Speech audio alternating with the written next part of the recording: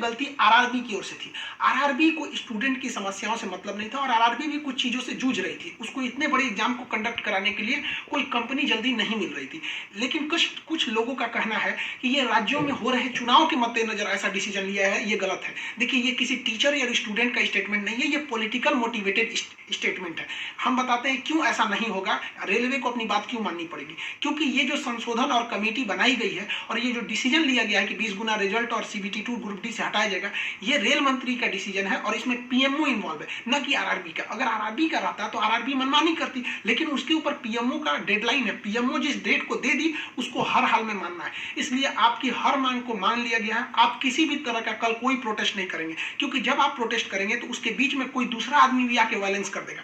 आरा में जो ट्रेन जला दी गई या फिर गया में ट्रेन जला गई, क्या विद्यार्थी कह सकता है कि उसके आड़ में किसी दूसरे ने नहीं किया हो? करेगा कोई भी, भुगतेंगे स्टूडेंट। आपके लिए हम खड़े हैं बाबू, आपकी हर मांगों को हम शुरू से ही उठाते आए हैं। लेकिन जब हम वहां जाते हैं मंत्रालय में बात करने के लिए या बोर्ड ऑफिस में बात करने के लिए, तो वहां हम क्या जवाब देंगे किसी हिंसा का? वो यही पूछेंगे ना, जब बातें मान ली गई है तो आप क्यों हिंसा कर रहे हैं? तो इसलिए आप कल किसी भी तरह का, एक कह रहा है कोई भारत बंद होगा, क्यों भैया? आपकी स्टूडेंट की मांग हो गई, खत्म कहानी। अब आप पढ़ाई पे ध्यान दीजिए, ऐसे किसी भी और फेक न्यूज अफवाहों पर ध्यान नहीं दीजिए। कुछ भी जो यूट्यूब वाले हैं कुछ भी लिख देते हैं, ऐसे चीजों से आप बचिए। किसी भी डिस्ट्रिक्ट का कोई भी लड़का कल कोई भी प्रोटेस्ट या वायलेंस नहीं करेगा। हम कोई भी शिक्षक, हम हो या कोई टीचर, सारे टीचर परेशान हैं कि कल के प्रोटेस्ट को कैसे भी रोकिए। सारे टीचर से भी कहते हैं कि आप लोग तत्काल वीडियो रिलीज कीजिए कि कल कोई भी स्टूडेंट किसी भी डिस्ट्रिक्ट का हो।